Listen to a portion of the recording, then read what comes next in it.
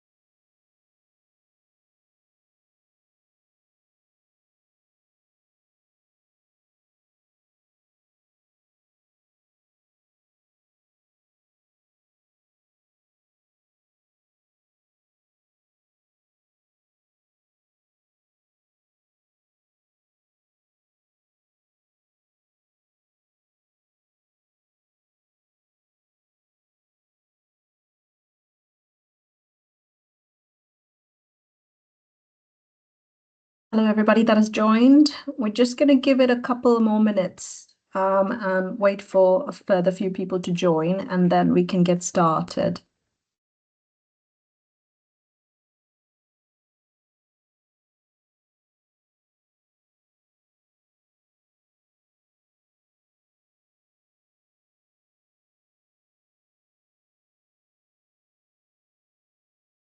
Hopefully you can hear me all pretty clearly. Maybe just a thumbs up if you can. Perfect. Lovely.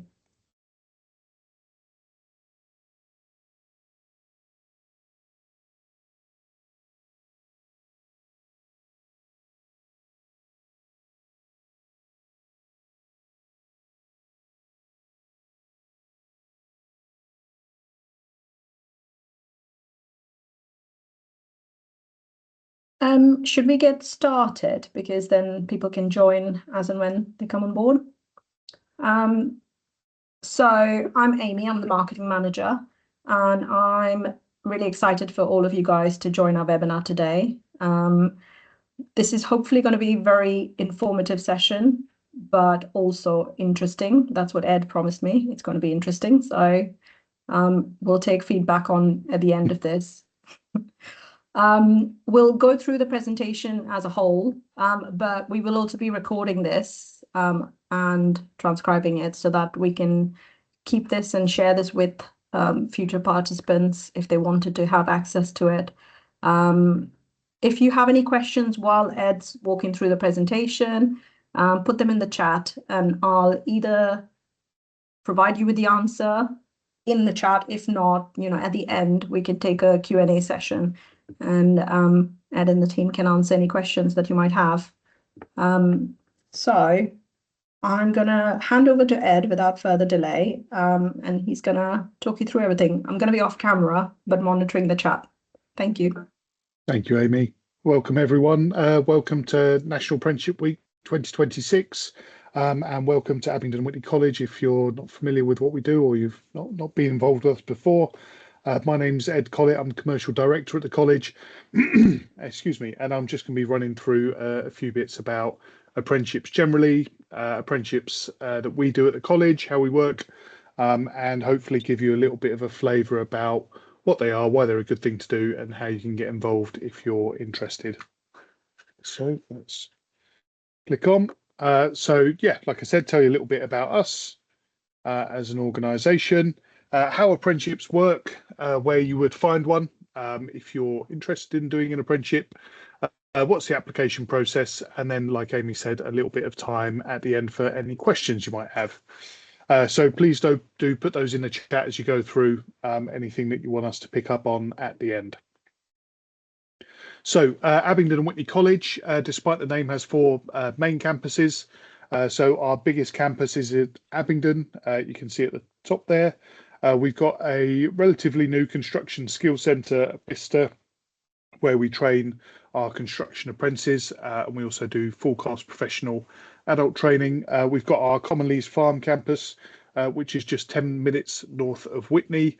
That is a fully working farm, equine stud, and if we open more days, we'd technically have to register as a zoo. We've got lots of small amphibians and creatures there as well. So that's our farm campus. And then Whitney, our campus right in the middle of town in Whitney. You can see just pictured one up from the bottom on the left there. And across all of our campuses, obviously I can't show you loads and loads of pictures today, but we've invested over £50 million across all of our campuses in recent years, just to make sure that they're really up to date with the latest industry standard facilities across the board. And why do we do that? Our main business is full-time vocational education for 16 to 19-year-olds. That means we don't do A-levels, we don't do purely academic qualifications. We do T-levels, B-techs, things like that. And most of those students come to us after their GCSEs and will study with us for 2 years before going into employment, into an apprenticeship, or onto university. We do a huge range of part-time courses, which are mostly for adults, and they're available in the daytime and evenings. We have about 8,000 or 9,000 adults that enrol on part-time courses with us every day, that'd be good, every year. And they can be in things that people do for what we call leisure and pleasure. So it could be languages, art, stuff like that, but also things for professional development, like HR courses or accounting courses, management courses. So a wide range of courses for adults there. We've got higher education courses, so degrees, HNCs, and those higher level professional courses I just mentioned. About 800 apprentices on various kinds of apprenticeships I'll talk through in a bit. And we also do increasingly more work with 14 to 16-year-olds. So some of those are still on roll at school. Some of those are electively home educated. We can't do too much of that work because then we have to become a school, but we do quite a lot of work to support there as well.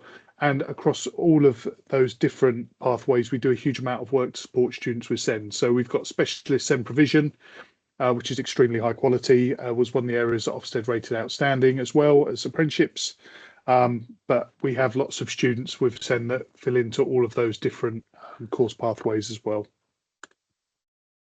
And just specifically on our apprenticeship, so when Ofsted came to see us last in May 2024, they graded our whole college provision as good overall, but we were graded as outstanding for apprenticeship provision, outstanding for our learners with high needs, and outstanding for the behaviours and attitudes of our students. So 3 outstanding features. The grading system's just changed recently, but that's our most recent visiting from Ofsted. We've got a 78% achievement rate predicted for 25-26. This is against the current national average of 60.5%. So you might think that some of those achievement rates, that refers to how many of apprentices that started their programme finished their programme.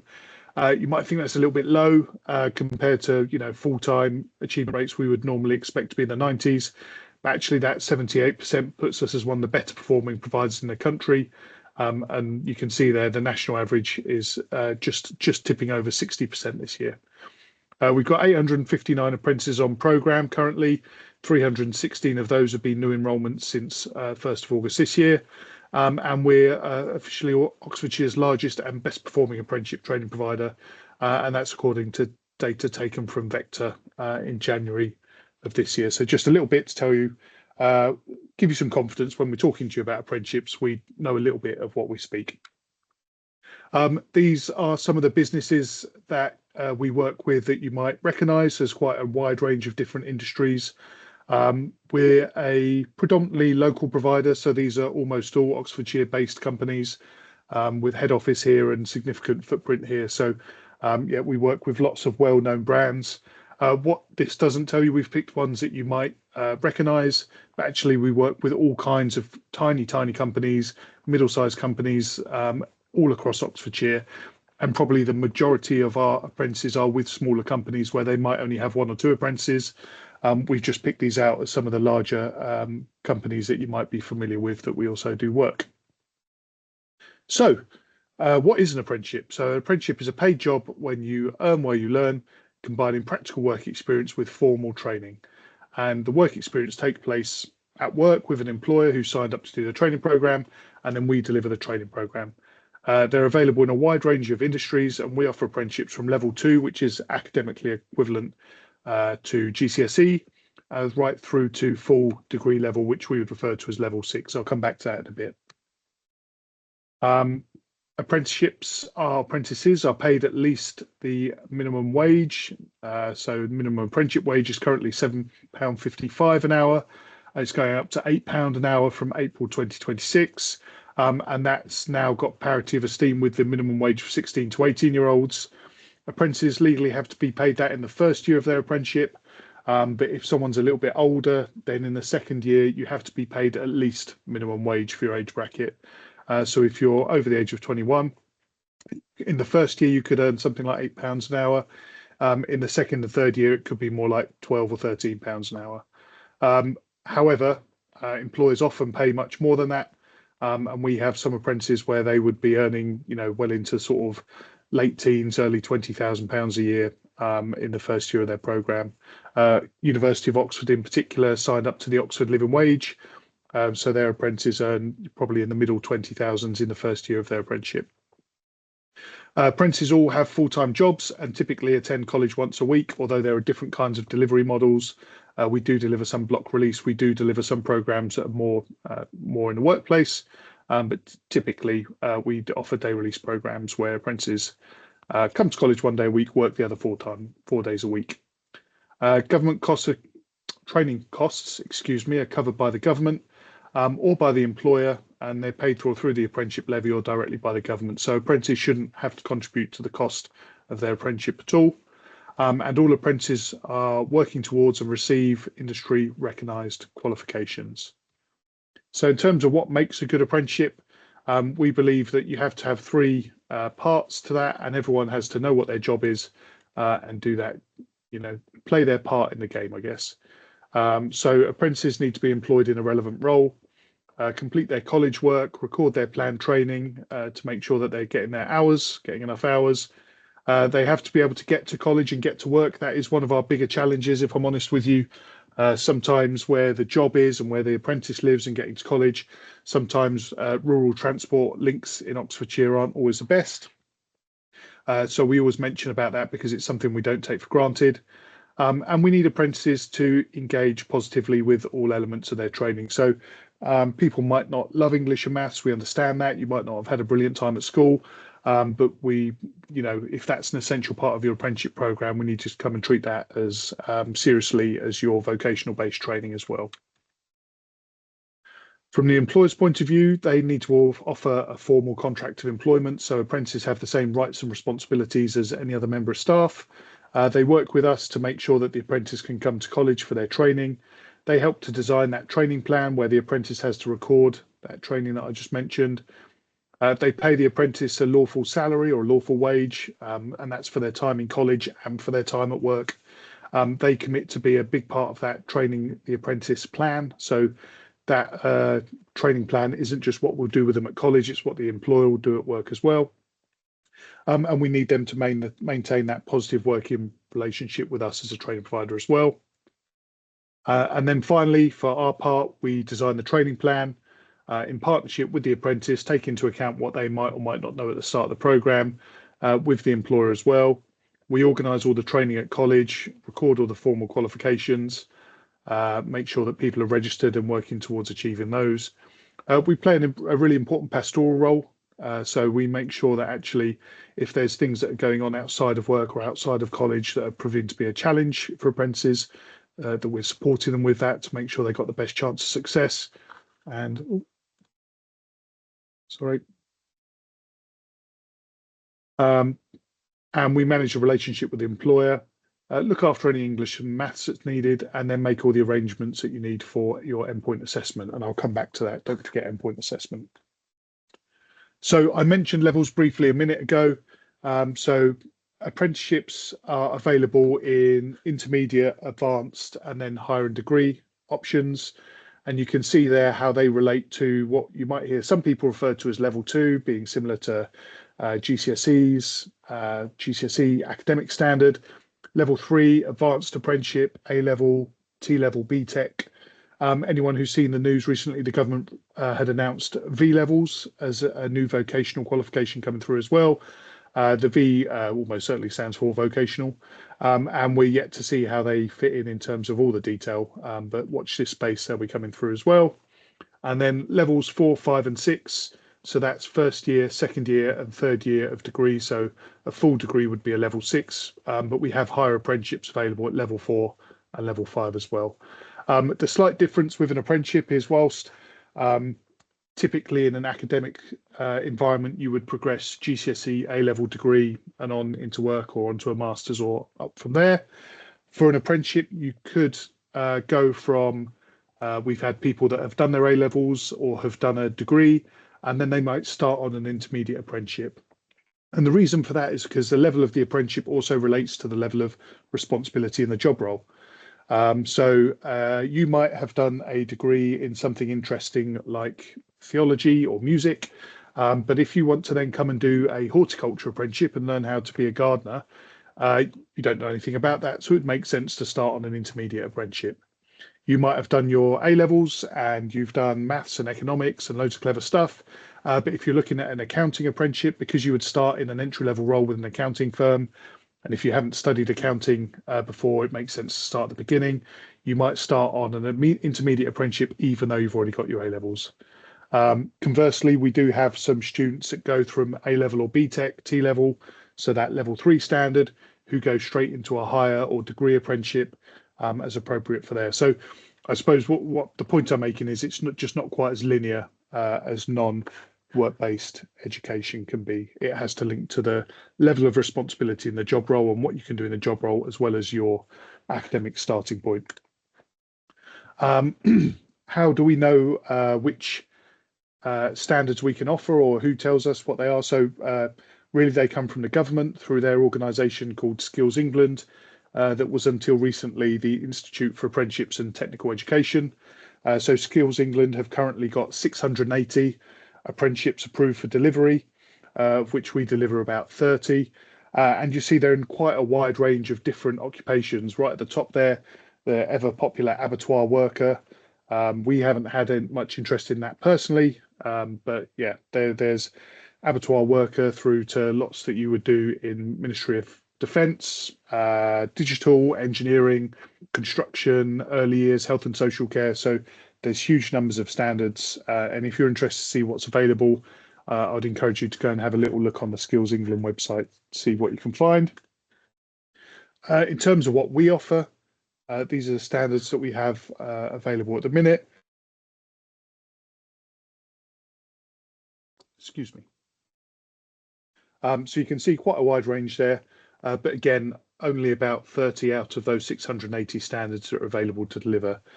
These programs broadly tend to align with full-time courses that we offer, so it will be very similar kind of provision to what's available to our students that come to us 16.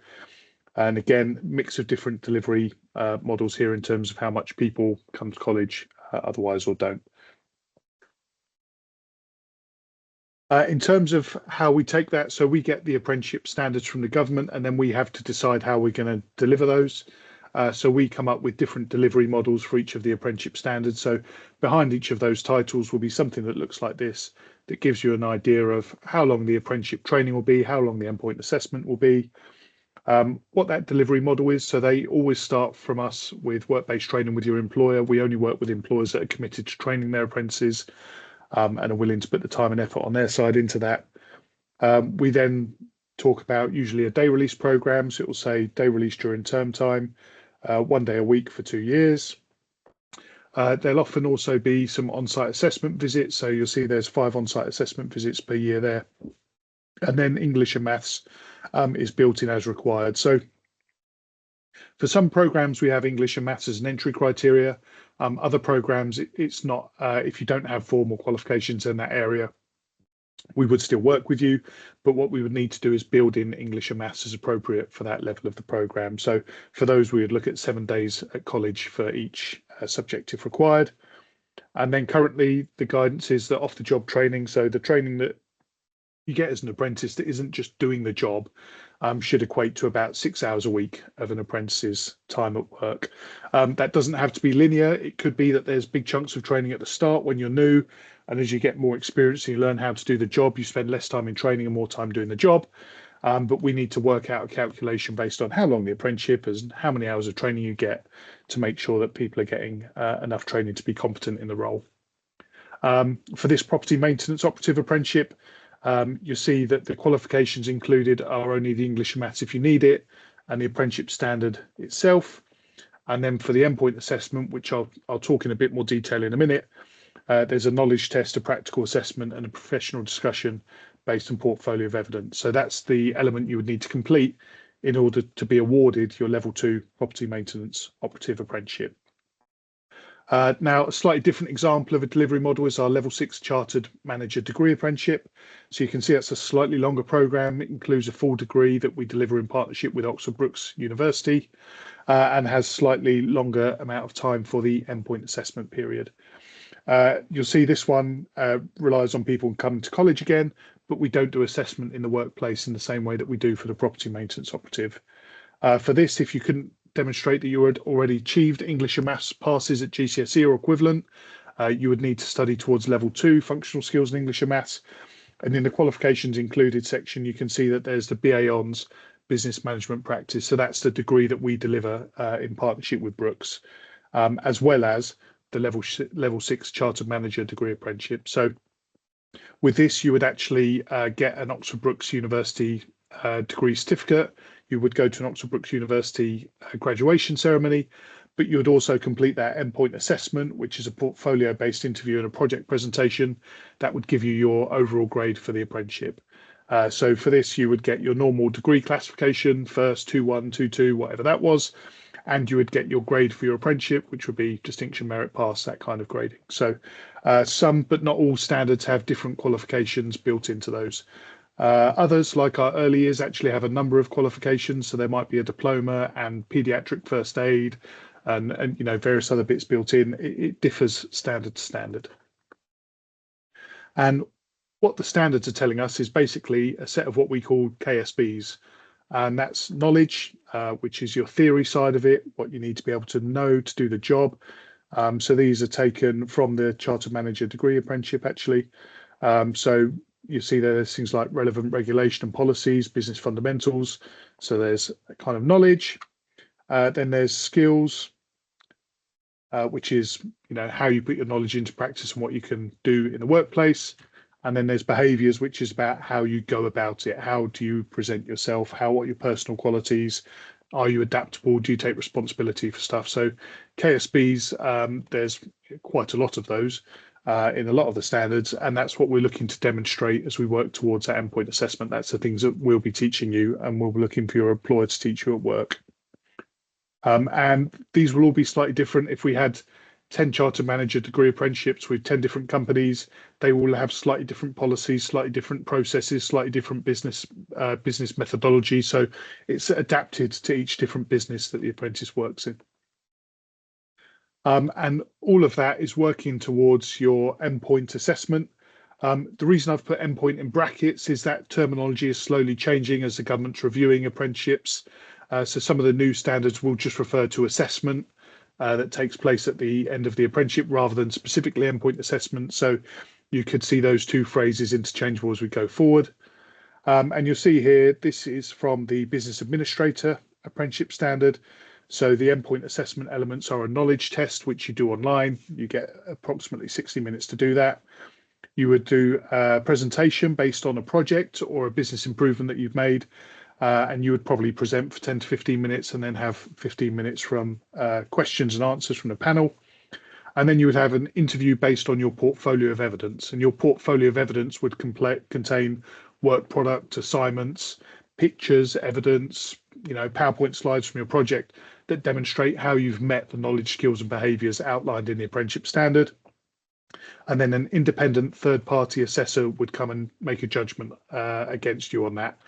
And then depending on how well you've met the standard, you would be able to come out with a pass, a merit, or a distinction for that. So some standards just have a pass or distinction, but some have all three. So again, in the old apprenticeship framework world, it used to just be analog. You'd either passed or failed your apprenticeship, and that didn't tell an employer whether you were the world's best apprentice or whether you just managed to cling on by the skin of your teeth and not get fired for 2 years. So now, if you're coming out and you're a really top quality apprentice, you get a distinction for your endpoint assessment, and that tells employers what kind of level you're working at. So if that all sounds good, you might be wondering who pays for it all. So currently, all apprenticeship funding is paid by the apprenticeship levy.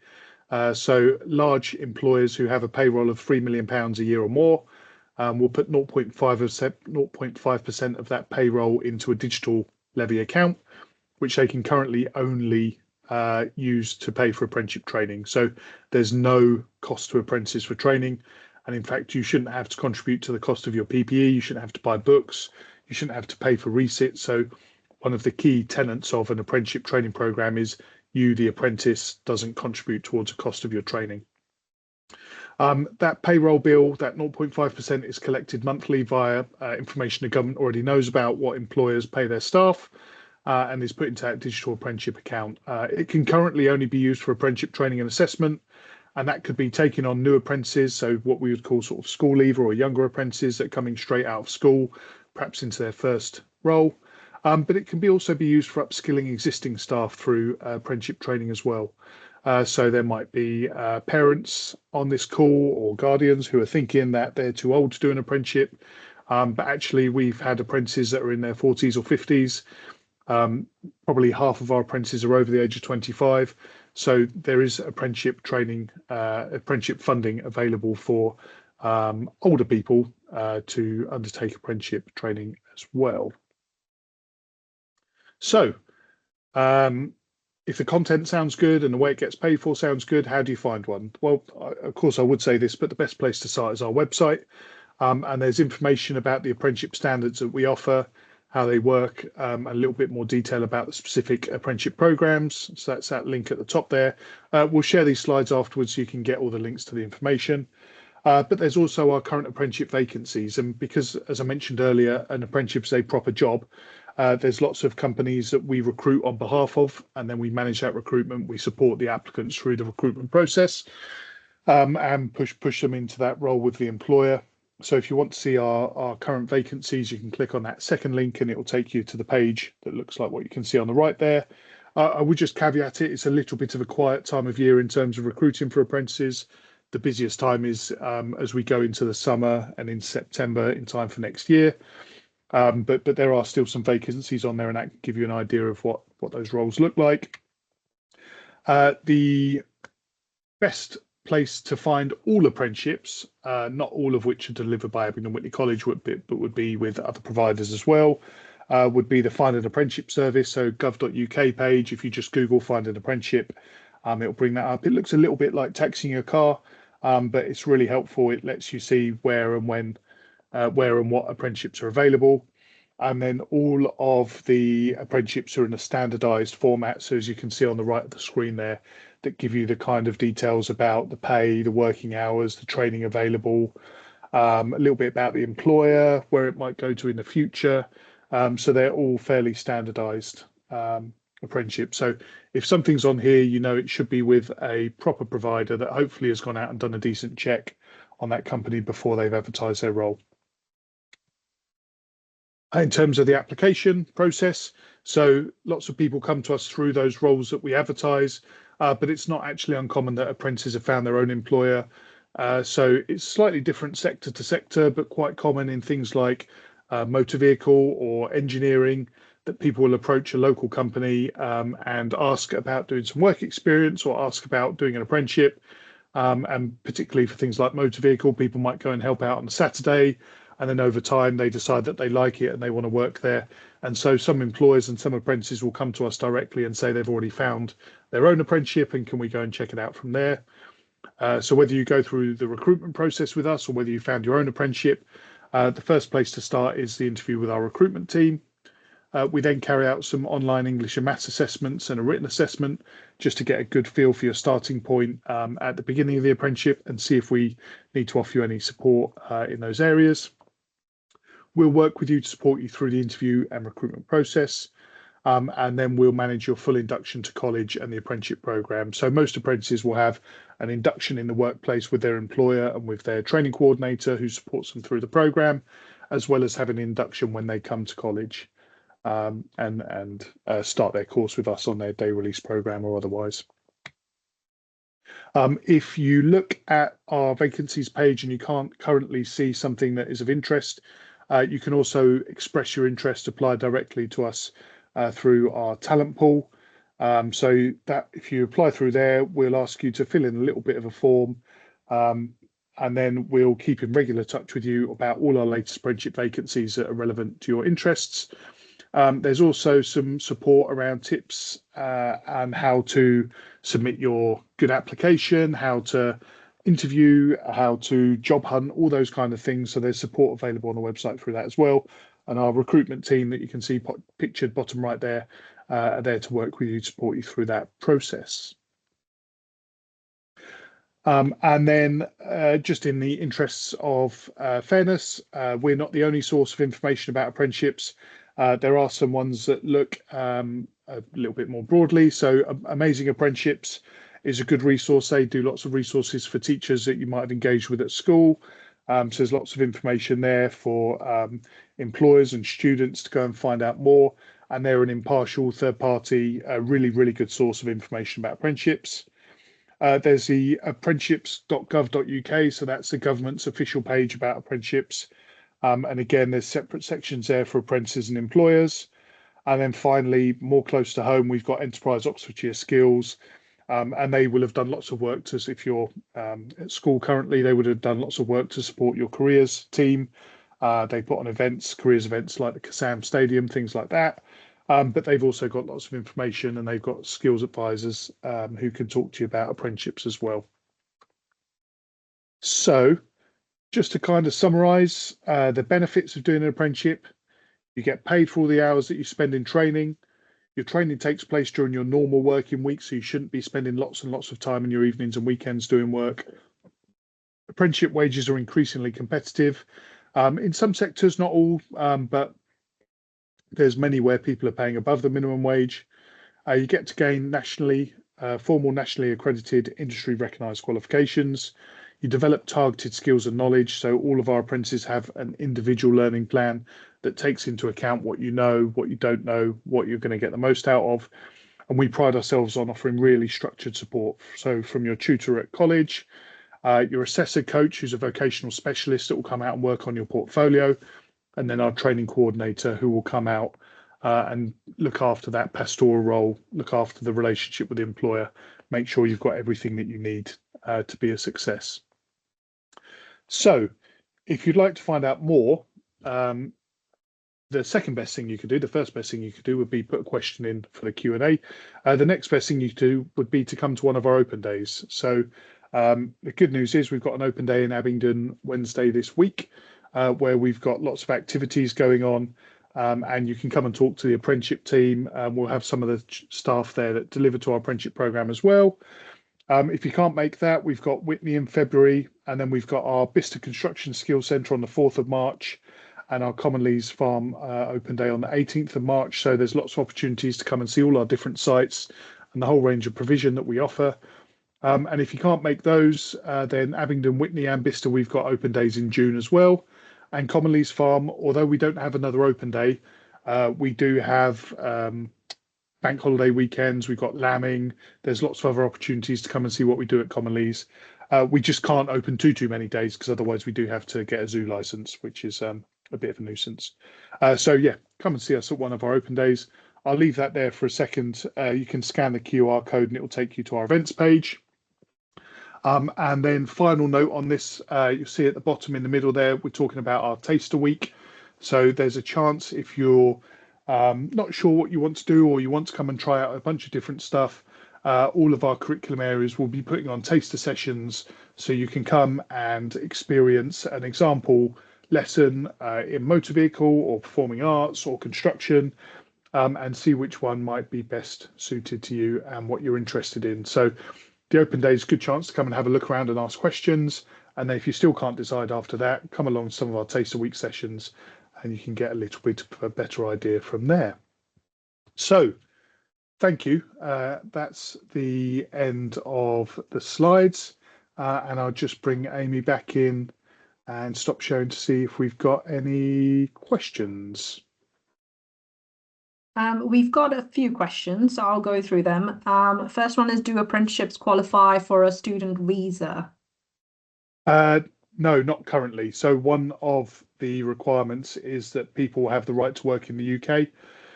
So there's not currently a visa attached to being able to get an apprenticeship place in the UK, unfortunately. Next one, could you please confirm whether the presentation will cover full-time apprenticeships only, or if part-time and evening apprenticeship options will also be included? So it's interesting because apprenticeships, it won't cover full-time courses or part-time evening courses. The presentation is just about apprenticeships today. Apprenticeships are typically a full-time job.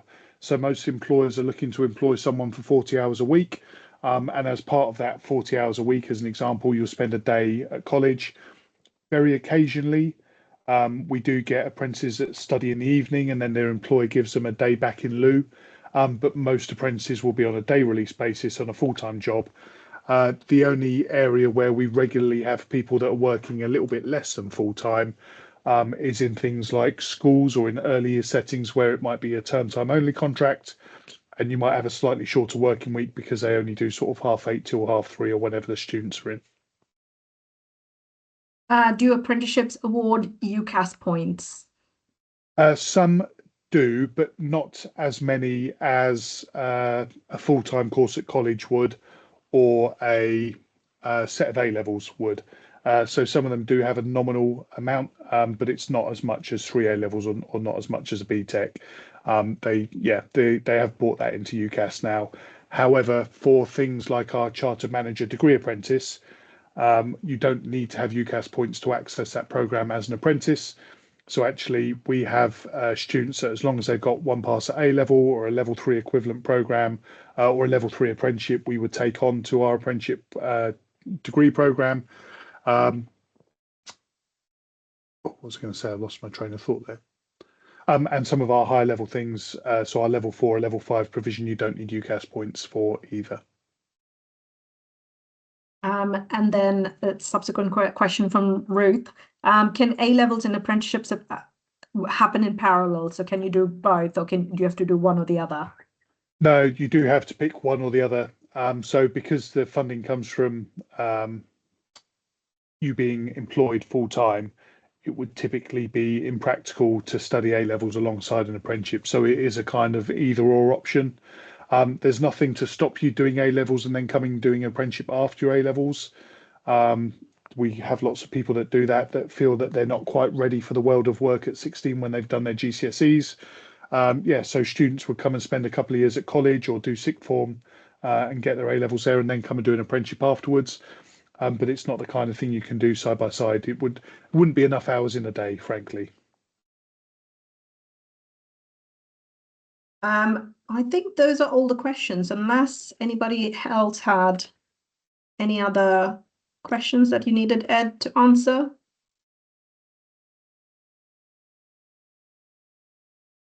There is one more that's popped up. Could you explain how an apprenticeship, apprenticeship in football at Oxford FC?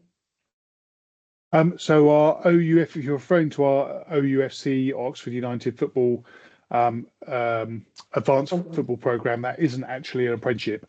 That's a full-time course where you get to play a really good standard and quite a lot of football and train over at the Oxford United training ground. But that isn't an apprenticeship in itself. There are some sports-focused apprenticeships. So there's a local provider called Ignite Training that do some sports coaching apprenticeships. And there are some football clubs that are looking at whether they can use apprenticeship funding to train people through their academy. But our Oxford United programme, although it is a brilliant, really unique partnership, a really good programme, technically isn't an apprenticeship. Is there a cut-off date for September start? We have start dates for all of our programmes. The best experience is if you can get in over the summer before September. But equally, we do have employers and apprentices that turn up in September and beyond, and wherever possible and practical, we will try and include people. But I would say don't leave it too late, because actually the later you start, the harder it is to catch up, or for some programs, it becomes impossible to start. I'm thinking about accounting, for example. They have exams within the first few weeks of the apprenticeship. So actually, if you're not in and at your desk by sort of end of September, early October, it's impractical to sort of carry on with the program. We do have some programs that recruit all year. So business admin, early years, we have some rolling programs, but quite a lot of ours do start in September. What is the best way to apply for a motor vehicle apprenticeship? Yeah, excellent question.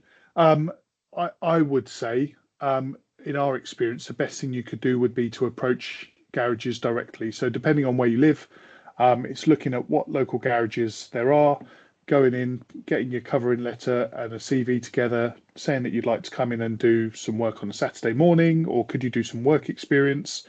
You're interested in finding an apprenticeship in the long run. Motor vehicle employers are always looking for, good new people and not everyone will need an apprentice every year. But if you go and look through a few garages and put yourself out there, we've seen that being really successful. Even if you don't get an apprenticeship with the garage that you do your work experience with, or where you work on a Saturday, actually it gives you really good experience that you could go and talk to another company about as well. And we do have adverts that we recruit to, so we'll be advertising for motor vehicle apprenticeship vacancies, as well as working with people who have found their own apprenticeship. What I would say is for a lot of our apprenticeships, it's also worth applying for one of our full-time courses, because we have had students that aren't successful in finding an apprenticeship initially, but would like to go and find one after they start at college. So you can apply for an apprenticeship, you can apply for a full-time course at college, you can apply to stay on at sixth form and do A-levels as well. So all of that just helps to take the pressure off, because we can't unfortunately guarantee anyone an apprenticeship. It's down to an employer to offer you the opportunity, to offer you the job. But we can give you the best possible chance to put yourself in front of those employers in a good light. Jay has asked, if I apply for a HR apprenticeship, would I be able to find vacancies on the Abingdon Whitney College site? Yes, but not yet, probably, because our next intake for HR will be in September. So a couple of places to look. We advertise a lot of HR apprenticeship vacancies on behalf of University of Oxford as well. So it's worth looking at their apprenticeship recruitment page. But yeah, we won't be advertising yet. The best thing you could do, Joe, would be to apply through the talent pool, and then we can get your name on the list nice and early and make sure that we're sending you those HR vacancies as soon as they come up. Same thing for engineering. Yes, so as engineering's a September intake, but we do have some employers that will start their apprentices a little bit earlier, so they might enrol them over the summer, and they would start in the workplace. We would start working with you in the workplace before you then come to college in September. And Adrian has asked, does Whitney side offer transportation to Bicester construction site, or back and forth, vice versa? Yeah, it's something we have to look at every year. So we have in the past, depending on requirements, put on a minibus that takes students up to Bicester. What we've done for Whitney students is we've done stops on the way up the A34. So we've asked students if they could get to somewhere like Botley Road or Seacott Tower, somewhere that they can get the bus from Whitney and meet us halfway. So we can get you some of the way, but it's not something we guarantee. And we have to look at it every year, see how many students we've got that need transport, where they're coming from, and go from there. But yeah, we have been able to put it on in the past. It's not something we can guarantee, but we look at it every year on a case by case basis. What if you can't secure an apprenticeship in time, so local enough to get to? Yeah, so that's where I think I said before about applying for a full-time course, because then you can come to college. We work with students to try and find an apprenticeship that are interested. So have had some apprentices that transfer in year and start their full-time course and then transfer to an apprenticeship, or actually once they start at college, they progress on to an apprenticeship after completing a year or 2 years of their course at college as well. It depends what you're looking for. If it's one of the apprenticeships that you're interested in that starts at different times of the year, it could be possible that you could start a business admin or an early years apprenticeship later in the year, even if you didn't find one in time for September. And saying that, we do also have a couple of courses that start in January as well. So accounting and HR, and some of the level 4 programs, we do have options to join in January. Joe has asked, what if I miss out on the GCSE 9 to 4 pass and get a 3 instead? Depends on the program that you're looking at. So for some of them, if the pass was an entry criteria, so for things like plumbing or electrical, it might be that you need that as entry criteria for the course. In those cases, we've looked at whether there's something that we could do at level 2 to help you get your English and maths back to where it needs to be. For some programs, it's less of an issue, and it might just mean that we'd encourage you to work on your functional skills as part of the apprenticeship. Are travel expenses covered for any part of the apprenticeship? Not currently, and the rationale for that is because you're getting paid a wage. Part of that is that there's, the money that you would spend getting to work comes from your wages. So a bit like for us who are working, most companies wouldn't pay for people to get to work. There are schemes where you can hire a moped, or there are schemes where you could get a reduced price student bus pass if you say you're a student at college. But yeah, it's not, I wouldn't say the expenses are covered for travel for any part of the apprenticeships. Sometimes employers will cover travel expenses if they're expecting you to travel a long way, or if there was accommodation costs. But that would be a discussion with each employer around what they do and don't support in terms of travel costs. When is the next intake for the corporate responsibility and sustainability apprenticeship? Yeah, thanks, Max. That would be in September next year. So lots of our meteor programs are from September. We're just finalising the curriculum offer and nailing down for next year. So that's one of the ones we've been looking at. So yeah, typically they would be in September. And Zoe's asked, do you have an engineering full-time course above a level 3, like a T level, which is yes. Yeah, so T level's equivalent to level 3, but we do offer HTQ, so it's a higher technical qualification. So that qualification within that, although the badge it's called an HTQ, the qualification itself is an HNC, and that's available either as our high-level engineering manufacturing technician apprenticeship, or the HNCs are available as qualifications in their own right. So we have a mechatronics, electrical, and a mechanical engineering, and they're available if you go to the website on the undergraduate and professional page of the website. Zoe, I don't know, just while we're doing the question, Zoe, I don't know if you could put a link into the undergraduate and professional link to the website. While Zoe's doing that, I'll read the next question. Does the college provide key skills too in maths and English? Well, we told the college only does level 1. So key skills is now functional skills. So key skills are a slightly older version of those qualifications, but we offer functional skills at level 1 and level 2. In employer services who deliver all the apprenticeships, we only deliver functional skills. In full-time curriculum, some curriculum areas offer functional skills like construction, but other functional skills would offer you GCSEs and the opportunity to retake or achieve a slightly higher level when you're in GCSEs. What I would say on that is it completely depends on your starting point. So it depends what grades you're coming in with. Emma, it depends what grades you've got at the start. So we would look at what the most appropriate next step is based on what your starting point with us and whether that is GCSE or functional skills or whatever. How can a BTEC construction obtained year 10, 11 help towards a construction apprenticeship obtained during Okay, year 10 yeah. and 11? So that would need to be, I mentioned right at the start on one of my earlier slides that we do a little bit of work with schools, not all schools, to just to sort of caveat, but we have had some students that come to us and study a vocational option alongside their English and maths during year 10 and 11. So there's elements where you could do that. Most schools won't offer a BTEC in construction during just because they don't have the equipment and the skills and the staff that can deliver that. So if it's something you're interested in, I'd talk to your careers advisors. Like I said, we can't have too many students come to us at 14, 16 because otherwise we have to become a school. But we do have some small provision where we can work with schools to accommodate some students. We call it our 14, 16 Horizons program.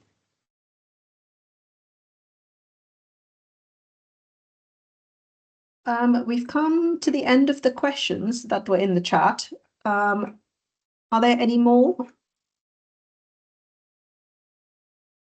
If not, I will say thank you very much, all of you, for joining, and I hope you found this interesting and informative. We will email across the presentation slides.